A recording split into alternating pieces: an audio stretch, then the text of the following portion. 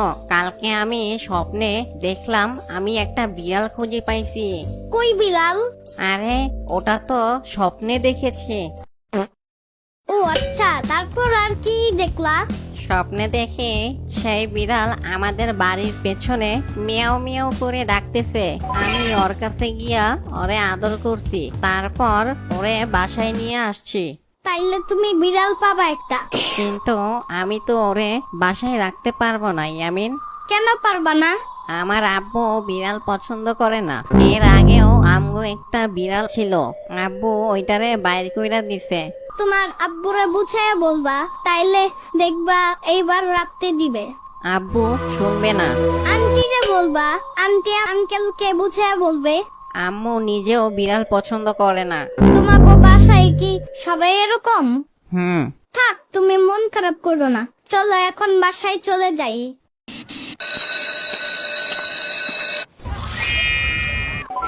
তুমি এখানে কি করো? তোমার শরীরে দেখি অনেক রক্ত। তুমি ব্যথা পাইছো? তুমি ব্যথা পাইছো কেমনে?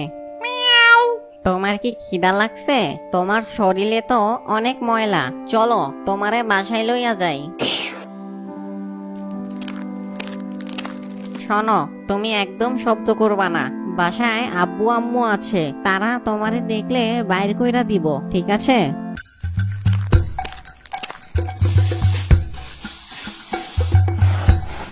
তোমার শরীরে অনেক ব্যথা আছে, তাই তোমারে পট্টি বাইন্ধা দিলাম।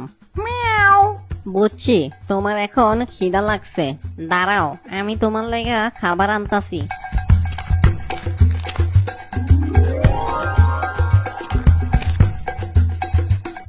এবার তুমি পেট ভরে খাও, কিন্তু এই ঘর থেকে কোথাও যাবা না, মনে থাকবে এই কথা।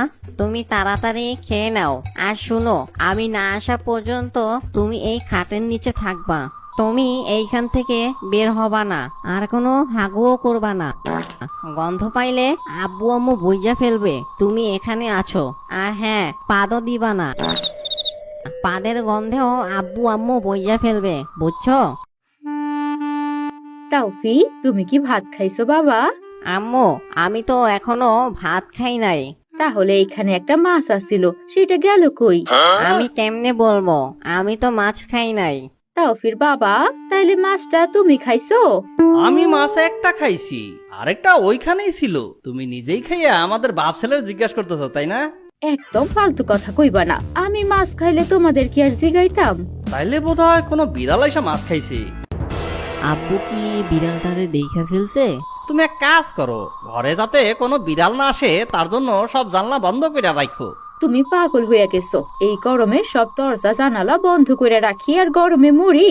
আচ্ছা ঠিক আছে, আমি এখন গেলাম, আমার অফিস আছে।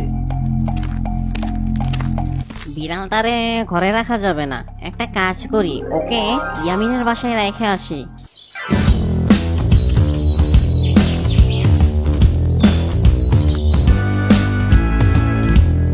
ইয়ামিন, এই দেখো, আমি একটা বিড়াল খুঁজা পাইছি। ওয়াও, বিড়ালটা তো সুন্দর। এই বিড়ালটারে তোমার বাসায় রাখতে হবে ইয়ামিন। কেন আমার বাসায় কেন? আমার আব্বু আম্মু বুঝতে পারলে ওরে বাইর করে দিব। কিন্তু আমার ঘরে তো আমি রাখতে পারবো না, বিড়ালের গুয়ের গন্ধে টের পাওয়া যাবে। তাইলে এখন ওরে নিয়ে কি করব? একটা কাজ করা যায়, ওরা সাম্বার ঘরে লুকায় রাখবো। তোমার সাম্বা যদি টের পায়? আরে পাবে না। বিড়াল যদি ডাক দেয় কিংবা হাগু করে, তাইলে? সাম্বা সারাদিন মোবাইল নিয়ে পইরা থাকে, বিড়ালের আওয়াজ শুনতেই পাবে না। কিন্তু বিড়াল হাগু করলে ঘর যদি গন্ধ হয়, তাইলে তো টের পেয়ে যাবে। আরে টের পাইবো না, সাম্বার ঘর অনেক নোংরা থাকে, বিড়াল হাগু করলেও সাম্বা বুঝবে না কোনটা ময়লা কোনটা বিড়ালের হাগু। সত্যি বলতেছো? হ্যাঁ, সত্যি বলতেছি।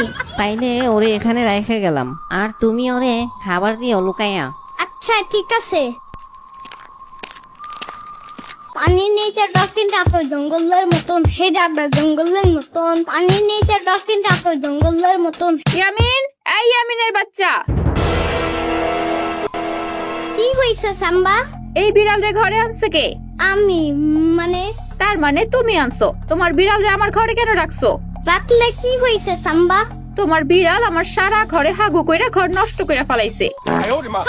তোমার ঘর তো এমনিতেই নোংরা, এর ভিতরে বিড়াল একটু হাগু করলে কোনো কিছুই হবে না।